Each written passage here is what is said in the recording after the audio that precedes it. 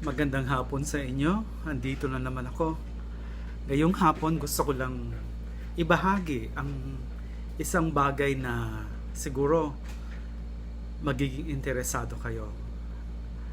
Ito yung aking munting karanasan. Marami akong mga kaibigan na nagtatanong sa akin kahit na kilala na nila ako ng medyo matagal, may katagalan na.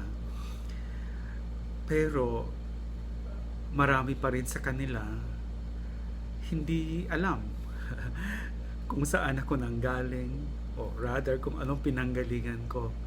Kaya ngayong hapon gusto ko lang ibahagi no? Itong aking karanasan sa buhay na iniisip ko baka inspire din no ng iba sa inyo. Isunulat ko to months back nung naimbitahan ako sa isang pagpupulong na ginawa para sa mga kabataan sa Tagaytay. At ang topic na ibinigay sa akin, sabi dapat i-intertwine mo yung topic sa iyong life story para mas ma-emphasize yung message, no? So pinag-isipan ko to at isinulat ko at ibinahagi ko sa mga participants ng pagpupulong ng mga kabataan.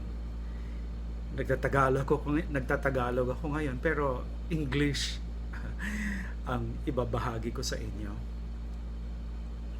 Ang title ng short experience na to, rather yung topic na ibinigay sa akin na dapat kong i-develop, ang title ay Every Person is Created in the Image and Likeness of God. Diba?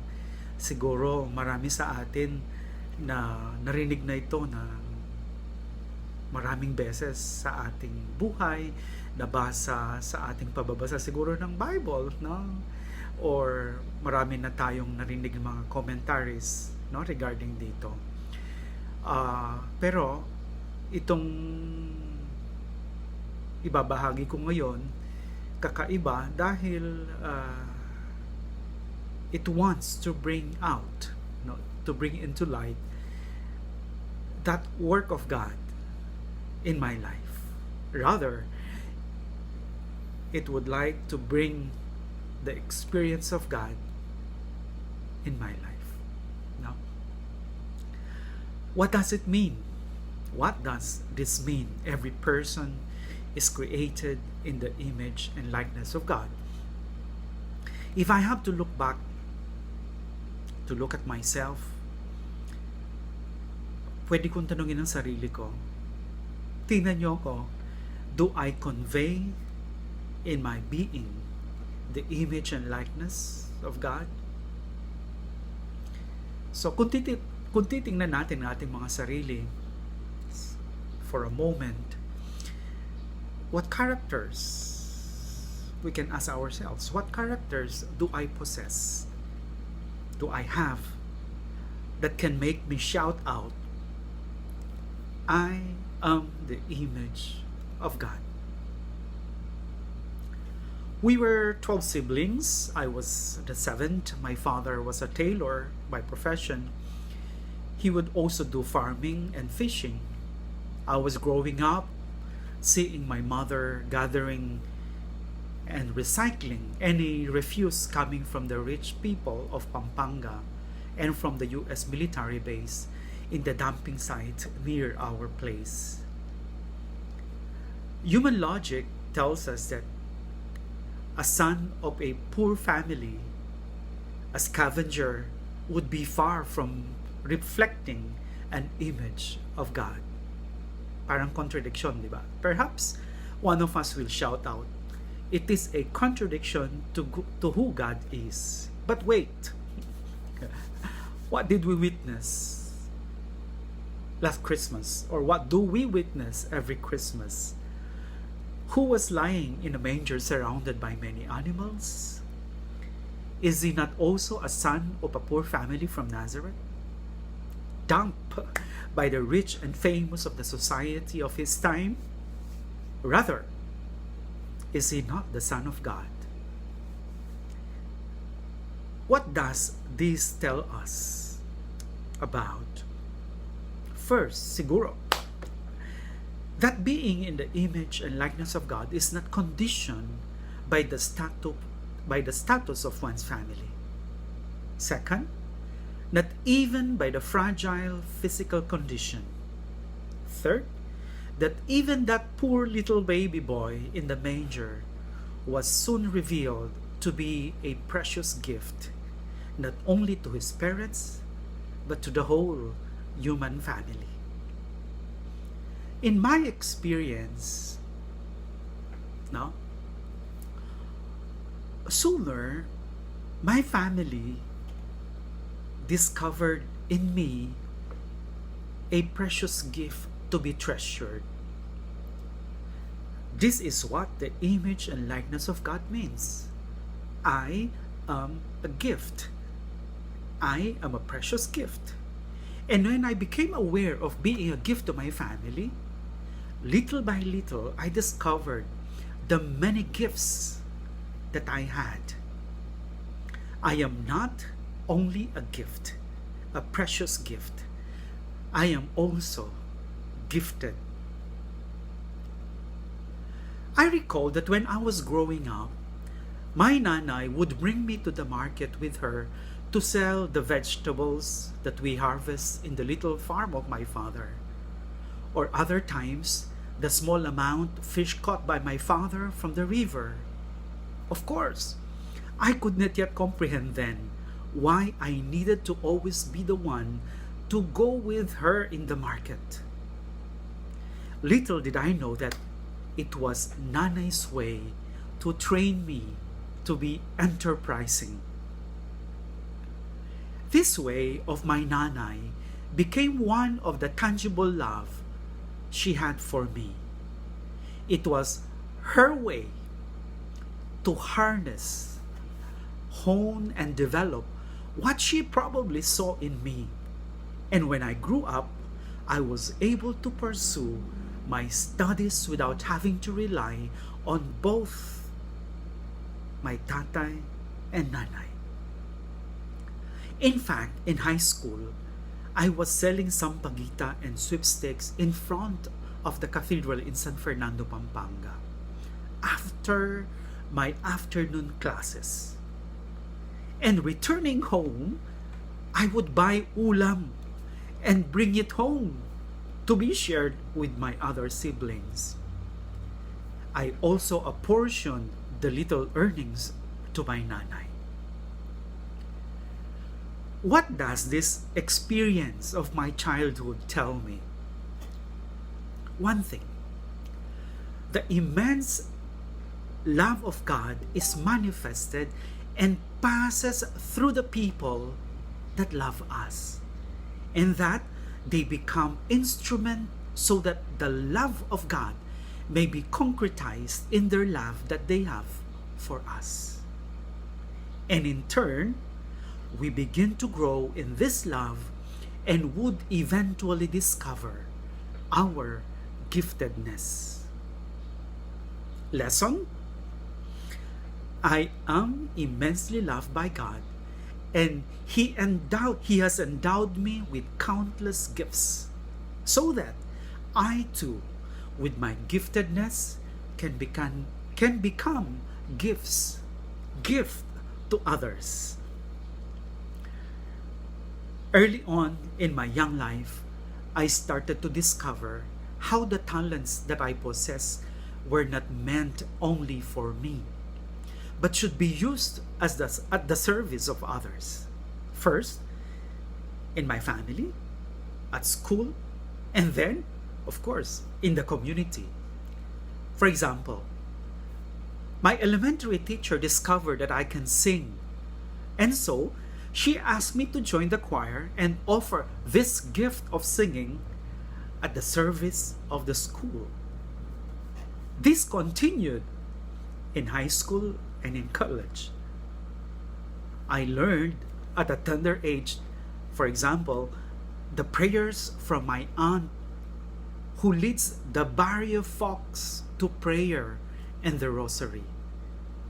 She would tag me along whenever she had prayer appointments so that many other children in our barrio, in seeing me among the elderly, would join in praying.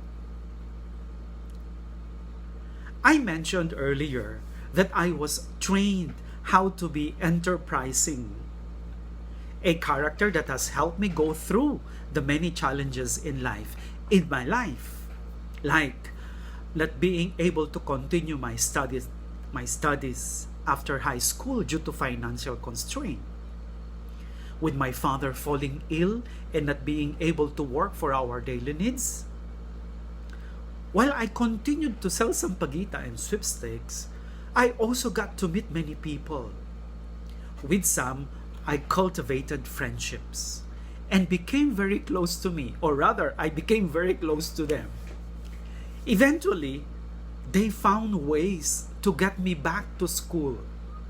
They introduced me to the bishop, and in turn, the good bishop has recommended me to a scholarship in the university, few steps away from our house. Looking at my life, I seem to see a thread that links all the events. And with the discovery of the personal love of God for me, these events have acquired new significance. They are not just ordinary events, but each manifests God's personal love for me. Someone among you may ask me, can you explain what you mean with this?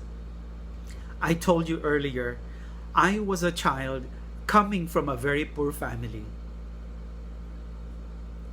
If I did not discover the personal love of God for me, endowing me with the gifts and human capabilities, I would not have been able to survive the blows of poverty. I would have given up and allowed myself to be eaten, so to speak, by an unjust society. With the enterprising spirit instilled in me while I was young, I was able to cope up and pursued my studies, very often even with an empty stomach, and earned a college diploma. And not only, my name was also placed in the final list of graduates with the highest award being given by a Catholic university. Who would even think that a boy from a dumping site in Pampanga can reach places as far as Florence, Rome, Switzerland, Pakistan, Hong Kong,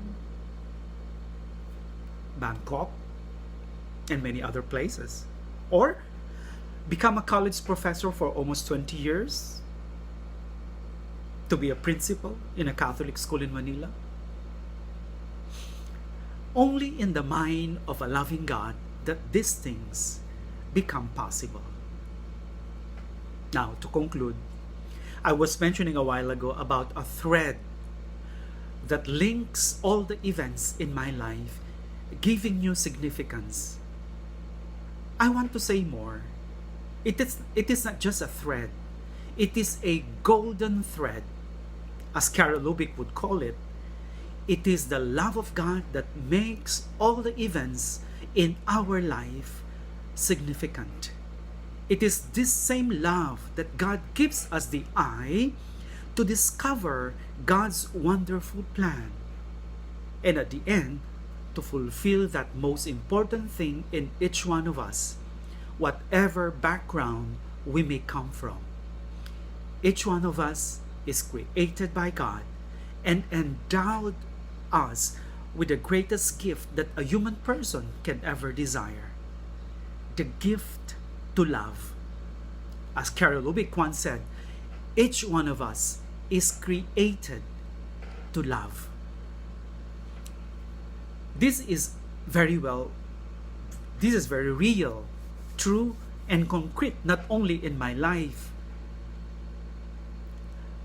but from a boy, a PWD, who, like me, had to face the many hardships of being born poor.